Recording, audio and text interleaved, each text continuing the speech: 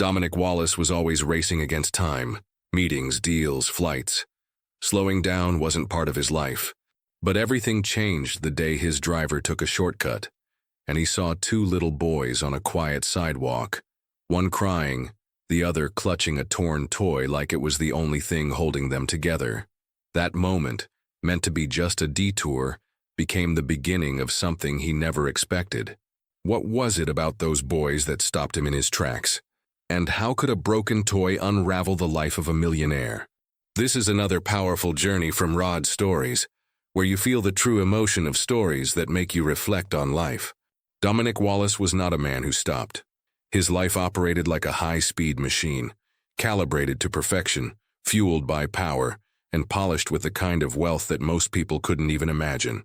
He didn't wait for slow elevators, didn't tolerate missed deadlines, and certainly didn't pull over for anyone on the street. That's why, on the evening of one of the most important events of his year, a gala filled with the city's top investors, CEOs, and political figures, his driver took a detour to avoid gridlocked traffic. Dominic didn't look up from his phone when the car slowed. His eyes were fixed on the latest quarterly projections for Wallace Global. His thumb hovered over the screen, reviewing numbers like a surgeon scanning X-rays, searching for the slightest flaw. "Is there a problem?" he asked without lifting his head. "There are two kids on the curb," the driver replied. Dominic exhaled, preparing to dismiss it entirely, but something strange urged him to look. Just a glance. A habit, maybe. A distraction. But it was enough to see them. Two little boys, no adults in sight, sitting near a broken sidewalk. One was crying, clutching a teddy bear that looked like it had been through a war. The one holding the teddy bear had red cheeks, his eyes swollen with tears. The other boy had his arm protectively around him, eyes alert and focused, not with fear, but with something far older than his years. Dominic crouched in front of them, unsure what to say.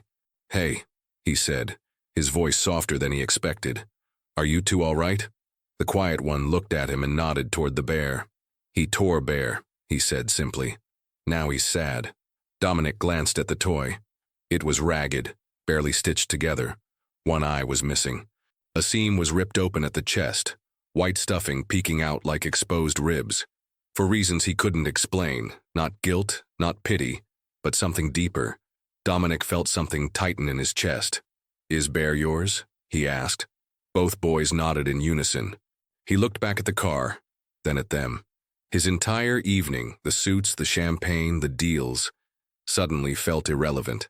"What are your names?" he asked. "I'm Noah," the dry-eyed one said. "He's Nathan." The names echoed in Dominic's mind, sticking there like something he didn't want to forget. "We're not supposed to go with strangers." Dominic gave a half smile. "That's smart. I'm Dominic. I'm not scary, just always late." The boy looked at him, weighing the offer like a little executive in training. Then he looked at Nathan, who gave a tiny nod. That was all it took. Dominic held out his hand and the boys followed. They went to a toy store a few blocks away. He had no idea it was there, had never noticed it before. Inside, the boys debated whether Bear needed a bow tie or a new heart made of thread. In the end, they picked a brand new bear. But Nathan wouldn't let go of the old one. Dominic bought both. It wasn't charity. It wasn't strategy. It just felt necessary. As they walked outside, Dominic asked casually, "Where do you two live?" Noah pointed across the street at a small row of homes. "Right there." Dominic nodded. "Let's get you back safe then." Dominic stood back, unsure of why his heart had started to race. The door opened and everything around him seemed to freeze. Standing there in a worn sweater and jeans, her hair pulled back and eyes wide with disbelief, was Rachel Green. The woman he had loved and walked away from 6 years ago. She looked different, older, thinner, but still unmistakably Rachel. The silence was immediate and thunderous. "Dominic?" she said, voice barely above a whisper. He tried to speak, but the words didn't come. His throat felt like sand. Her eyes flicked between him and the boys, and realization flooded her face. She stepped back slightly, bracing herself with one hand on the doorframe. Noah turned toward her. "Mommy, this is Dominic. He helped fix Bear." Rachel's gaze dropped to the mangled bear now wrapped in ribbon. Her eyes filled briefly with tears, but she blinked them away quickly. They were too familiar, too much like him. It was like staring into a mirror that had been split in two. The world he knew, the boardrooms, the profits, the silence, crumbled at the edges. He had come to return two lost kids and ended up standing face to face with everything he never thought he'd have. Rachel didn't speak again. She didn't invite him in. She just stared at him like someone bracing for a storm she knew she couldn't outrun. Dominic remained frozen on the doorstep, watching her, watching them, his heart pounding with questions he didn't yet have the courage to ask. And when he looked at the boys again, he didn't just see two strangers he had helped. He saw something impossible. He saw himself. Rachel didn't say anything at first. She just stepped aside and held the door open. The boys ran in ahead of them, their little feet stomping across the hallway without a care in the world, laughing about something only they understood. Dominic stayed frozen for a second before stepping across the threshold. He wasn't sure what he expected, but it wasn't this. The house wasn't large, it wasn't luxurious, but it was warm in a way he hadn't felt in years. His own penthouse had glass walls and clean lines, but not a single photograph on display, not a single toy underfoot. This place had crayon drawings pinned to the fridge, mismatched cushions on the couch, and an aroma that reminded him of Sunday mornings he barely remembered. Rachel closed the door behind him, not speaking yet, her face unreadable. He stood awkwardly near the entrance while the boys disappeared into another room, their voices fading into some game they'd clearly played 1,000 times before. Rachel finally motioned toward the kitchen. "Coffee?" she asked, her voice steady but her eyes still guarded. He nodded and she walked ahead, leaving him to follow like a guest at a stranger's house. Only it wasn't a stranger's. They sat at a small kitchen table, and for a moment the silence between them stretched thin, like glass about to crack. Dominic didn't know where to begin. He kept glancing around at the details. Tiny shoes by the door, a chore chart written in block letters on the wall, a small soccer trophy next to a stack of bills. It was overwhelming, not because of what it was, but because it wasn't his. These boys, this life, existed entirely without him. "You didn't know," Rachel said finally, not a question, just a fact. He shook his head. "No, I didn't." She stared at her coffee, then looked back at him. "They're yours, Dominic." The words hit him harder than he expected, even though part of him had already guessed it. He blinked, trying to form a coherent response, but the truth was he had nothing. He was a man built on preparation, on control, and he had none now. "Why didn't you tell me?" he asked, quieter than he meant to. "Because I knew who you were back then," she said, without malice. "You were chasing something, and I didn't want to stand in your way, not with two lives that needed more than maybe. You chose silence. 6 years, Dominic. You never called. You never asked." Her voice wasn't angry. It wasn't bitter. That somehow made it worse. "I thought we just ended," he muttered, more to himself than her. "You didn't slam a door, didn't yell. You just left." Rachel set her cup down. "Because I knew if I made a scene you'd try to fix it. And I didn't want to be fixed. I wanted someone who could choose this life, me, them. Not just when it was convenient, but all the way." Dominic rubbed a hand over his face. His pulse still hadn't returned to normal. "I'm not that man anymore," he said. "You don't know that," she replied. "You showed up today, that means something. But this," she motioned toward the other room where the boys were, "this isn't a project. You don't get to drop in when it feels right and disappear when it gets hard. If you want to be here, you have to mean it." He nodded slowly, absorbing every word like a blow he knew he deserved. They had his eyes, his damn jawline. He'd missed their first words, their first steps, every scraped knee and birthday candle. And he had no one to blame but himself. "Do they know?" he asked. Rachel hesitated. "No. They just think you helped with a toy. That's enough for them right now." Her voice softened slightly. Not enough to invite closeness, but enough to show she hadn't shut the door completely. "I'm not asking for anything," he said, suddenly needing her to understand. "Not today, not tomorrow, but I want to be here, I want to try." Rachel looked at him, eyes tired but honest. "Then try," she said. "But don't promise anything unless you're ready to follow through. They're not a second chance for you. They're everything." He swallowed hard. "I know." It was the only thing he could say that felt even remotely true. The conversation didn't end neatly. It simply faded like a wave receding slowly into the sand. Rachel stood first, placing her empty mug in the sink. Dominic followed, unsure what came next, but unwilling to push any further. As they stepped out of the kitchen, he caught a glimpse of Noah and Nathan playing in the living room, laughing as they built a tower of blocks that immediately collapsed. Nathan laughed harder than he cried earlier, and it hit Dominic in the chest like a weight he hadn't prepared to carry. Rachel turned toward him at the door, her arms crossed, still unsure if letting him in had been the right decision. "If you really want to be involved," she said, voice quiet but firm, "then understand this. I don't need your money. I don't need promises. I need someone who shows up. Every time." Dominic nodded once. "I will." She didn't smile. She didn't offer a warm goodbye, but she didn't close the door in his face either. And that, he realized, might be the biggest invitation he could have hoped for. Rachel had confirmed what he already suspected.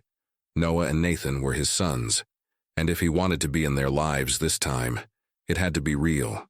Dominic showed up the next morning 10 minutes early, unsure whether he was being responsible or desperate.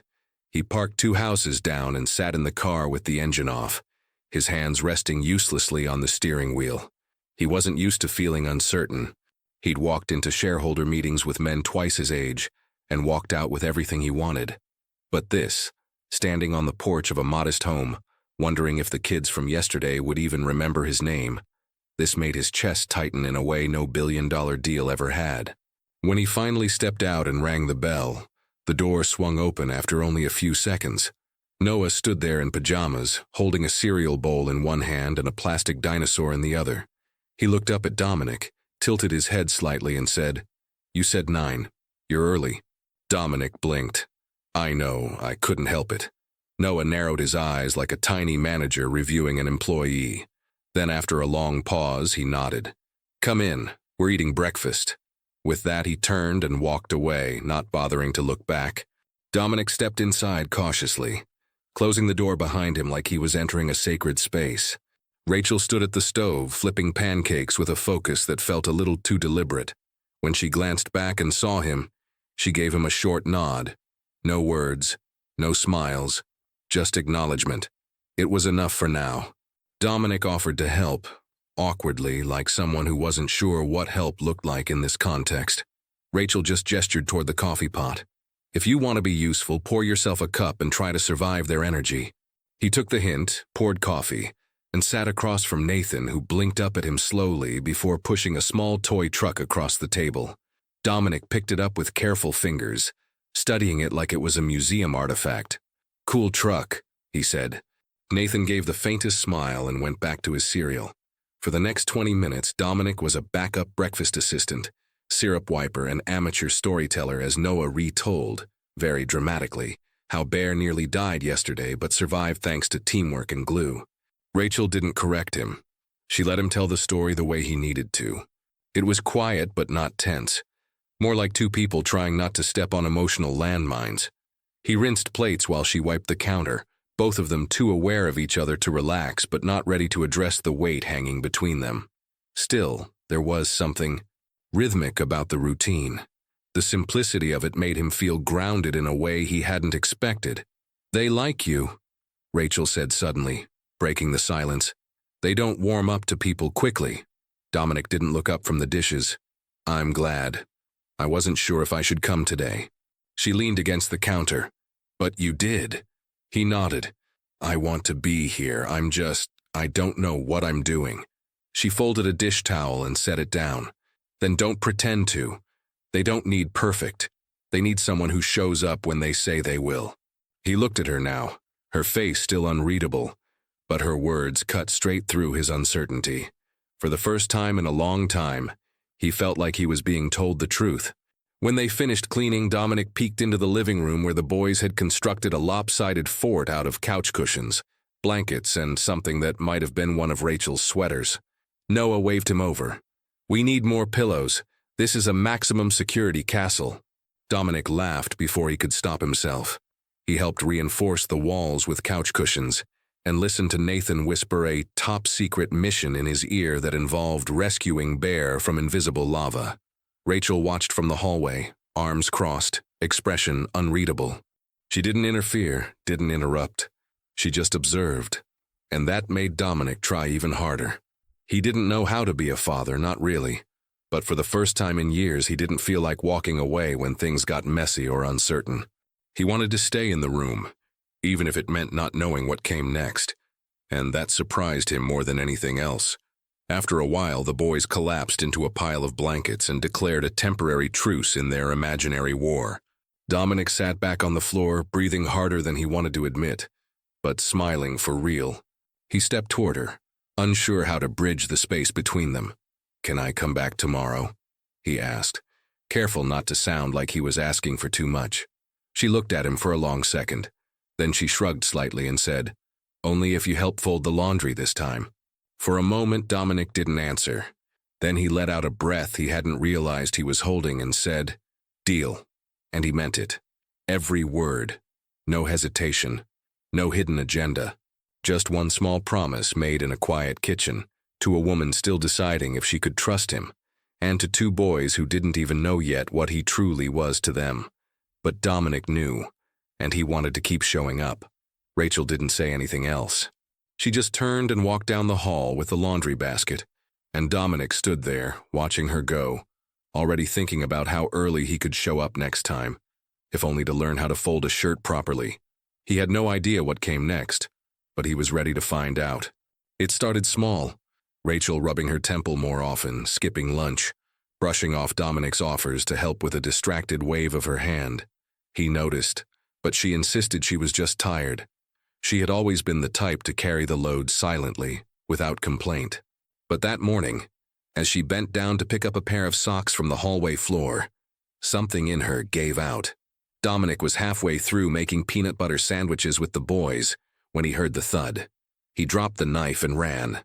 She was on the floor, conscious but pale, her breathing shallow, one hand clutching her side.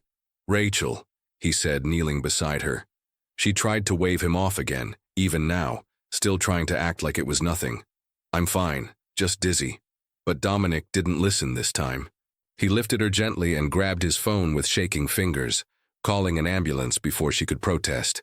The boys stood frozen, unsure what was happening, their wide eyes darting between him and their mother. "It's okay," Dominic told them, masking the fear in his voice. "She just needs a doctor."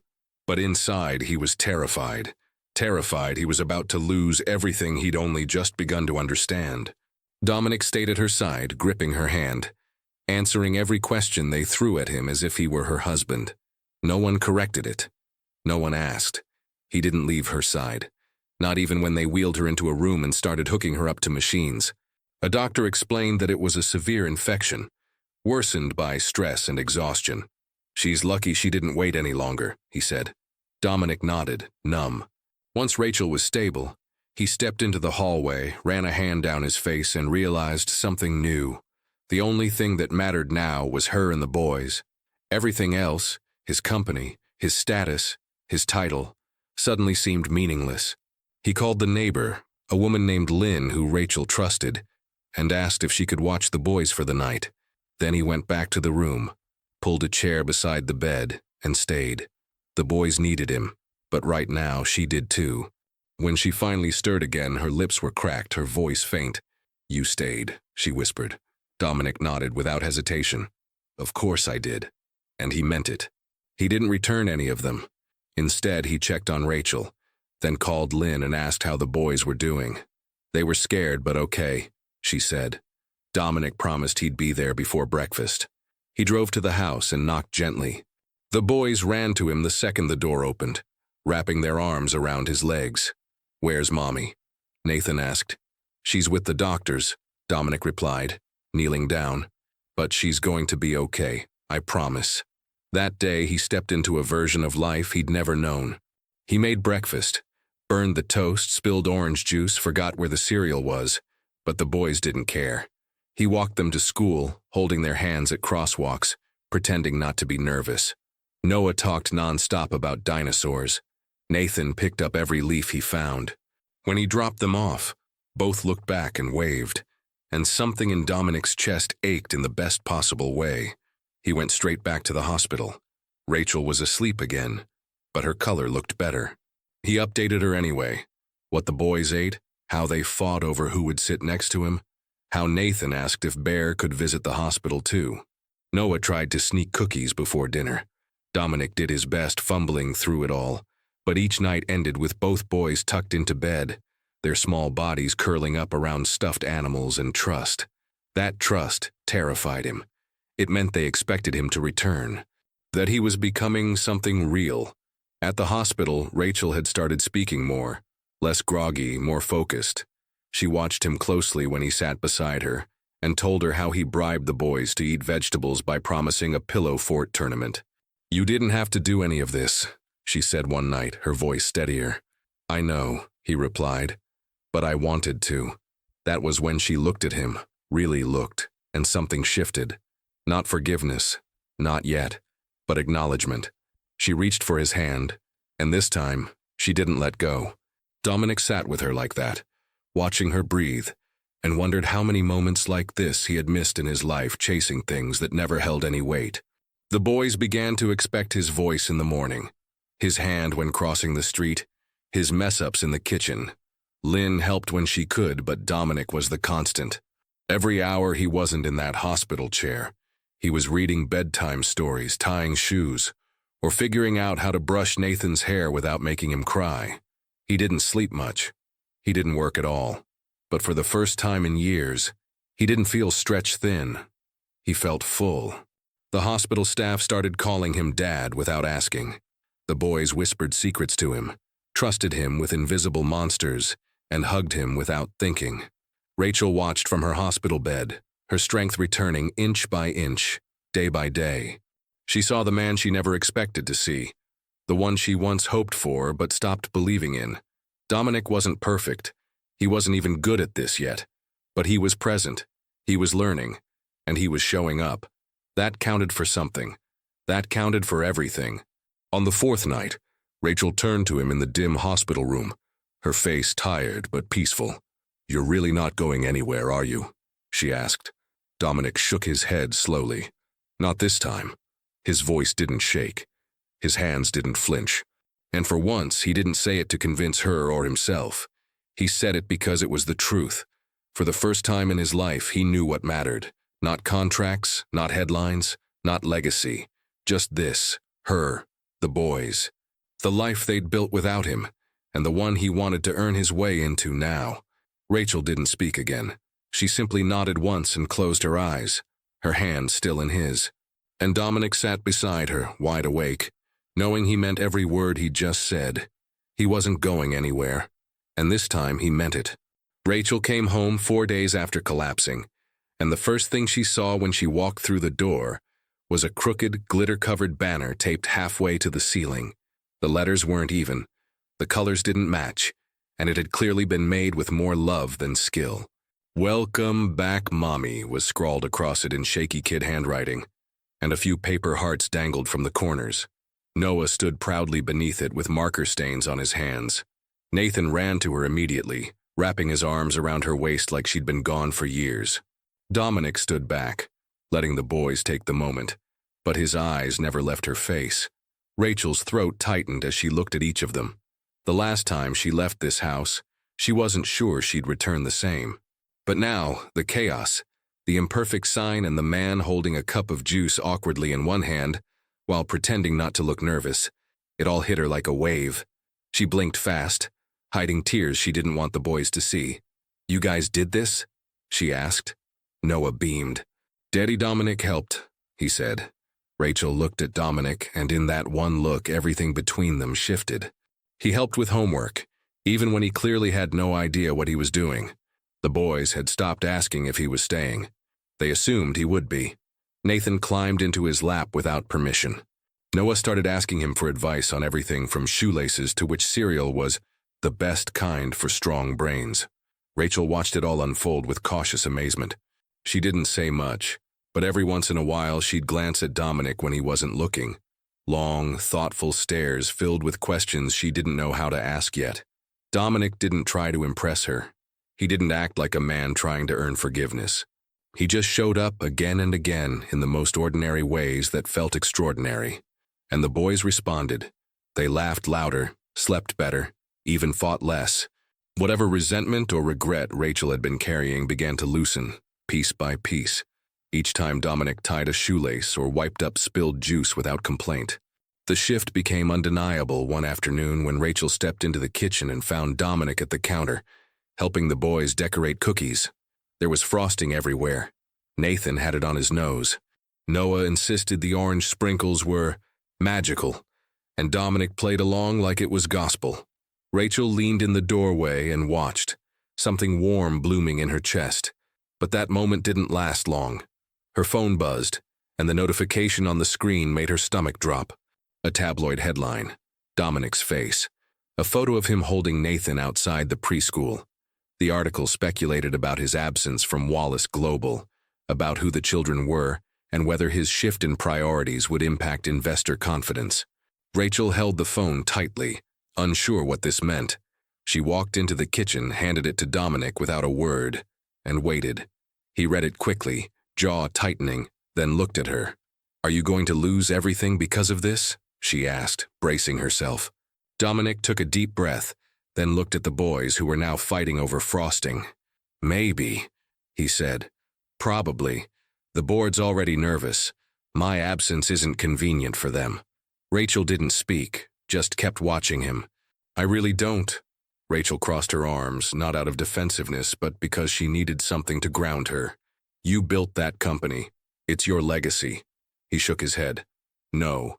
It was my distraction. My excuse. This," he gestured toward the chaos around them. "This is what I never knew I was chasing. I used to think wealth meant control, power, predictability. But I've never felt richer than I do right now, standing in this kitchen, trying to keep frosting off the ceiling." Rachel stared at him, eyes flickering with something complicated. Relief, disbelief, maybe hope. "You'd really give all that up?" she asked. Dominic stepped closer. "I already have. Maybe not legally yet. But in here?" He tapped his chest. "There's nothing left to prove to them. Everything I was trying to build, I've found it here, with you, with them." His voice didn't shake. There was no performance in it, just conviction.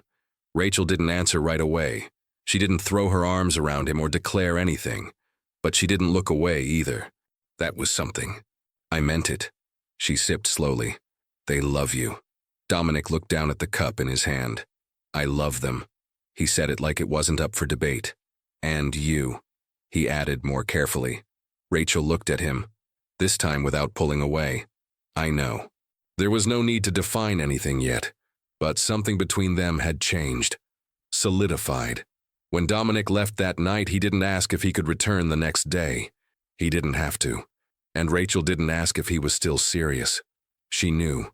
The article might have shaken his empire, but it didn't shake him. And that told her everything she needed to know. She felt something steadier.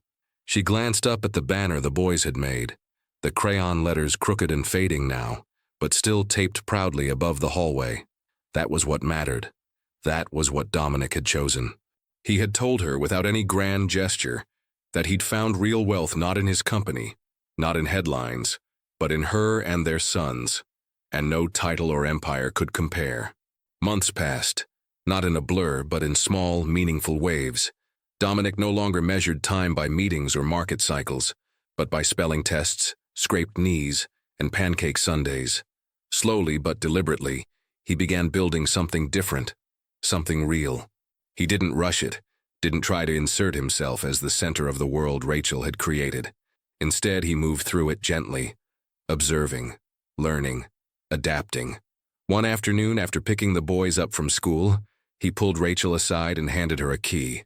She looked at it, confused, and he explained, "It's to a house 2 blocks from here. I bought it. Not to take you or the boys away from this place, but to build something close. Something that could be ours, if you want it." Her eyes searched his for a long time, and he didn't rush her. He didn't beg. Eventually she nodded once, a quiet yes. And just like that they started packing, not to leave something behind, but to step into something they were finally ready for. The house wasn't perfect, but it didn't have to be. It had enough space for forts and loud mornings and mismatched socks. It had room for everything they had become. Dominic let them choose paint colors even though it meant one wall ended up bright orange and another dotted with glow-in-the-dark stars. He didn't care. Every mess they made, every toy he tripped over, felt like proof that they were growing roots together. Rachel, however, was slower to adjust, not out of hesitation but caution. She'd spent years holding the weight of motherhood alone, building walls to protect herself and the boys from the uncertainty of the world outside. She let Dominic in piece by piece. At first, it was letting him handle bedtime alone. Then it was trusting him to take the boys to a doctor's appointment. And eventually, it was letting him comfort her when she felt overwhelmed. Dominic never pushed. He understood that trust earned in silence often held the most weight. Some evenings they sat together in the living room without saying a word, the boys asleep upstairs. It was during those moments when no one demanded anything from him that he realized how deeply his life had changed. He wasn't needed for success anymore. He was needed for love, for presence, and that was enough. He poured his energy into small things, volunteering at the boys' school, helping with local community events, investing in small startups that valued people over profit. It wasn't glamorous, but it was real. Rachel noticed the change in him, not just in what he did, but in who he was. He remembered birthdays. He knew the boys' teachers by name. He could recite the bedtime story from memory even when half asleep. He still made mistakes. He still got things wrong. But he always came back. And that consistency, that quiet presence did more for Rachel and the boys than any grand gesture ever could. The new house became their shared space, full of fingerprints on windows and laughter bouncing off the walls. It wasn't just Dominic's home. It was theirs. A place where healing was no longer a hope, but a reality in motion. She pulled her sweater tighter around her shoulders and glanced at him. "You know," she began, "I spent a long time convincing myself I didn't need anyone." Her voice was steady, but her eyes held something more fragile. That letting someone back in would cost me more than I could afford. Dominic didn't respond right away. He waited, letting her speak on her terms. "But now I want the mess," she said. "The noise, the syrup on the floor, the dinosaurs in the sink. I want the love, and I want you, if you're still sure." Dominic reached for her hand. "I've never been more certain of anything in my life," he said. There was no dramatic pause, no grand proclamation, just truth spoken softly. Rachel leaned into him, resting her head on his shoulder, and they sat in silence, not because they had nothing to say, but because some things didn't need to be spoken out loud anymore. What mattered was already known, already felt. She wasn't keeping him out anymore, and he wasn't going anywhere. For the first time, he was standing still, because what he wanted was already right here. Every night of missed sleep, every tantrum, every burnt breakfast had become a stitch in the life he never knew he needed.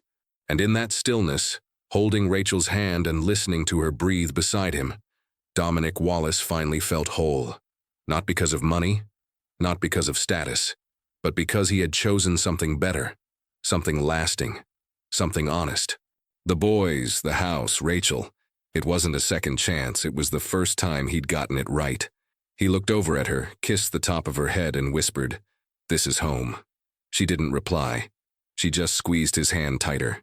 Under a sky full of stars, Rachel finally said what she had carried inside her for years. She told Dominic she had kept people at a distance to protect her heart, but now she wanted the chaos, the noise, the love. Dominic didn't need to reply. He simply held on, because he finally understood that he wasn't chasing anything anymore. He was holding on to what truly mattered. If this story moved you, don't forget to like the video, subscribe to Rod Stories, and leave a comment telling us what part touched you most. And if you know someone who needs to hear a story about second chances and real love, share this with them. Thanks for watching Rod Stories, where every story feels like it could be yours.